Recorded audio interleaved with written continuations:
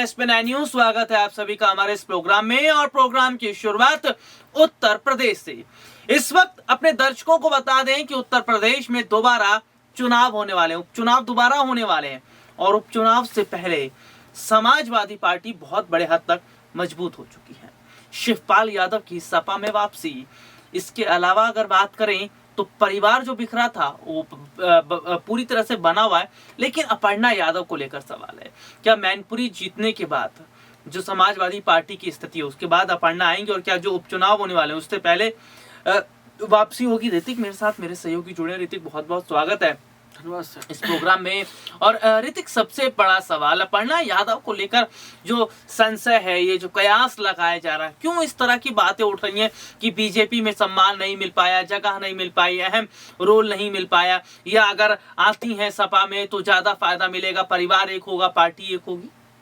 देखिए, जिस तरीके से अब उत्तर प्रदेश की बात कर रहे हैं और निकाय चुनाव बहुत नजदीक है, यहाँ पर इलाहाबाद हाई कोर्ट ने कहा है कि 20 तारीख के बाद जो है घोषणा करना है।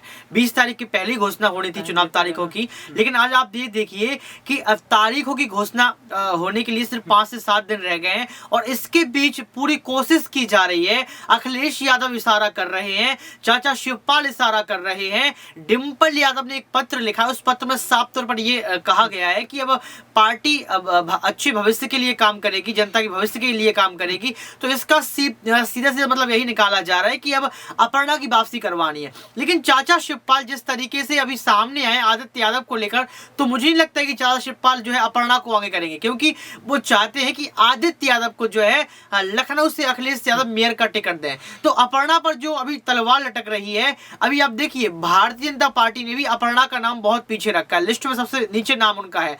तो आप समझ सकते हैं कि अपर्णा अगर समाजवादी पार्टी में खुद से आ जाती हैं तो शायद उनको एक बड़ी जिम्मेदारी मिल जाए। अच्छा ऋतिक, अगर बात करें वक्त की, बात करें, टाइम देखते रहना, तो जिस तरह से स्थितियों की हम देख रहे हैं, जिस हिसाब से समाजवादी पार्टी का वक्त ठीक चल रहा है, बीजेपी को मैनपुरी से झटका लगा, तो जो अभी की स्थिति, क्या शिवपाल यादव अपर्णा को लेकर आएंगे?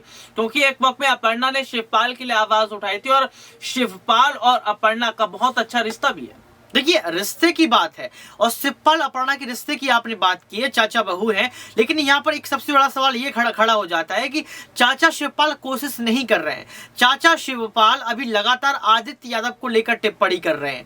चाचा शिवपाल को लग रहा है कि अगर यहाँ पर अखिलेश यादव मेयर का टिकट आदित्य यादव को दे देते हैं तो बहुत बड़ी बात हो जाएगी। देखिए, चाचा शिवपाल और आदित्य यादव ने आखिर अपनी पार्टी का विलय क्यों किया, ये बड़ा सवाल है।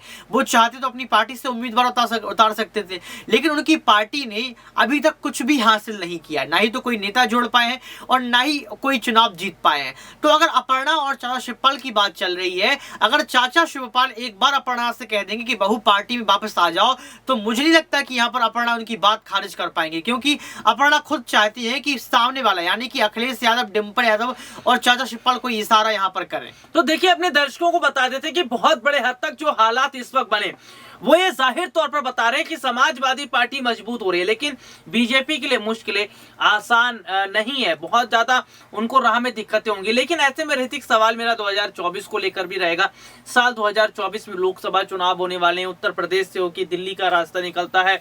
उत्तर प्रदेश में लोकसभा की कुल 80 सीटें हैं, तो कितनी सीटें समाजवादी पार्टी के निकालने के चांस लग रहे हैं? देखिए, अगर आप देख सकते हैं यहाँ पर समाजवादी पार्टी के साथ तमाम पार्टियां जुड़ रही हैं। मायावती की बात कर लो, जयंत चौधरी की बात कर लो, चंद्रशेखर आजाद की बात कर लो, तमाम बड़ी छोटी छोटी पार्टियां हैं जो अखिलेश यादव के साथ जुड़ने की पूरी कोशिश कर रही हैं। और मुझे लगता है कि महागठबंधन होने वाला है, और महागठबंधन अगर हो जाएगा तो मुझे नहीं, यहाँ पर 80 सीट जो आपने बताई है, यहाँ पर लगभग 40 से 50 सीटों पर समाजवादी पार्टी पूरी दावेदारी पेश करेगी। और मुझे लगता है कि 80 सीटों में से लगभग 60 सीट पर समाजवादी पार्टी अपना उम्मीदवार भी उतारेगी। और अगर महागठबंधन होता है तो 80 में से 80 सीटों पर उम्मीदवार उतार सकती है। तो लेकिन बड़ा सवाल यहाँ पर ये उठ जाता है कि अखिलेश यादव क्या तैयारी कर रहे हैं। अखिलेश यादव का पूरा ध्यान अभी निकाय चुनाव पर है। अगर अपर्णा की वापसी हो जाती है तो अखिलेश यादव के पास महिला चेहरा हो जाएगा। अगर आपने देखा होगा तो समाजवादी पार्टी के पास महिला चेहरा बहुत कम है, और महिला चेहरा में डिम्पल अभी आगे चल रही है। अगर आप सिद्धा की बात करो, संध्या की बात करो,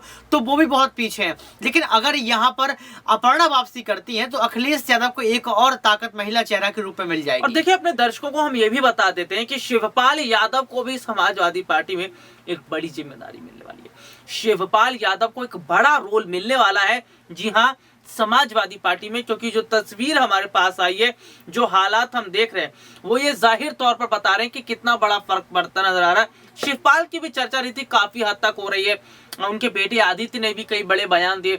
तो क्या बड़ा रोल सपा में मिल सकता है शिवपाल को, क्या खबर है? देखिए, चाचा शिवपाल को लेकर लगातार आप देख रहे हैं कि सुर्खियों में बने हुए हैं। अखिलेश यादव भी जिक्र करते हुए नजर आ रहे हैं और अखिलेश यादव कह रहे हैं चाचा हैं, सम्मानीय हैं, लगातार पैर छू रहे हैं, उनका आशीर्वाद भी ले रहे हैं। और यहाँ पर चाचा शिवपाल ने जो है अखिलेश यादव को एक नया नाम दे दिया, छोटे नेताजी उनको बोल दिया है।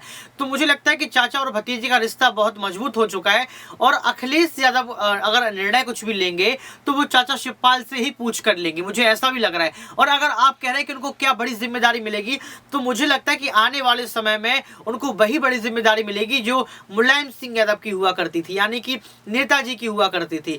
तो मुझे लगता है चाचा शिवपाल को आने वाले समय में अखिलेश यादव संरक्षक बनाएंगे और उनको एक बड़े ओहदे के रूप में जो है आगे रखेंगे। वाकई देखिए, सीधे तौर पर अपने दर्शकों को बता दें कि जो स्थिति इस वक्त बनी हुई है वो जाहिर तौर पर यह बता रही कि कितना बड़ा फर्क पड़ता नजर आ रहा है। यानी कि मौजूदा समय के अंदर जो हालात हैं या मौजूदा समय के अंदर जो परिस्थितियां हैं, क्या वो ये जाहिर तौर पर बताती हैं, क्या वो ये बताती हैं कि आने वाला जो वक्त है वो समाजवादी पार्टी का है। उत्तर प्रदेश में ऋतिक, बीजेपी ने सपा को कमजोर समझने की कोशिश की। वो सोच रहे थे कि भाई मैनपुरी में झटका लग जाएगा क्योंकि प्रदेश में हमारी सरकार है, हमने कई उपचुनाव जीत लिए, गोला गोकर्णनाथ जीत लिया, हमने आजमगढ़ रामपुर जीत लिया, तो मैनपुरी भी हरा देंगे। लेकिन मैनपुरी से समाजवादी पार्टी की जीत, क्या आगे क्या सफर तय हो रहा है सपा का और क्या मैसेज है जनता का? देखिए, मैनपुरी से समाजवादी पार्टी की जीत हो जाना, खतौली से हो जाना, तो आप यहाँ पर समझ सकते हैं कि जो बड़ी जिम्मेदारी अखिलेश यादव ने डिम्पल पर सौंपी थी, चाचा शिवपाल पर सौंपी थी, वो जिम्मेदारी सफल हुई। और यहाँ पर आपको समझना होगा कि अखिलेश यादव जो लगातार मेहनत कर रहे हैं, इसका नतीजा भी सामने आपको मिला। लेकिन जो यहाँ पर योगी आदित्यनाथ बार बार सोच रहे हैं कि समाजवादी पार्टी कमजोर हो चुकी है, समाजवादी पार्टी कुछ नहीं कर पाएगी, मुझे नहीं लगता है, क्योंकि समाजवादी पार्टी के साथ आज छोटी छोटी तमाम विपक्ष की पार्टियां मजबूत करने के लिए खड़ी हो गई हैं। तो अब यहाँ पर सवाल ये खड़ा होता है कि योगी आदित्यनाथ अपने आप को कैसे मजबूत कर पाएंगे। यहाँ पर सवाल ये खड़ा होता है कि आप ऐसा कौन सा उम्मीदवार उतार देंगे जो अखिलेश यादव को टक्कर दे पाएगा, क्योंकि अखिलेश यादव को टक्कर देना अब योगी के लिए भारी हो जाएगा। क्यों?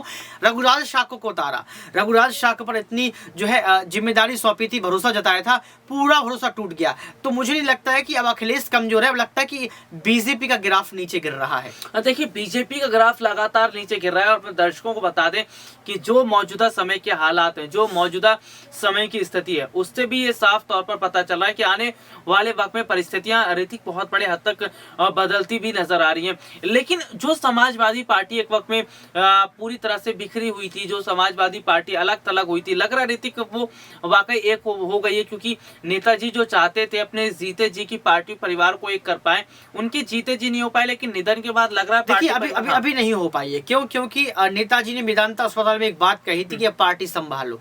इसका जो मैसेज दिया था, इसका मतलब यही था कि अखिलेश यादव, चाचा शिवपाल, तेज, संध्या, तमाम जो लोग हैं, शिद्रा, वो सारे लोग साथ में आ जाएं, परिवार साथ में आ जाएं और अब पार्टी को मजबूत करके आगे की तैयारियां करें, आगे की स्ट्रेटेजी अपनाएं।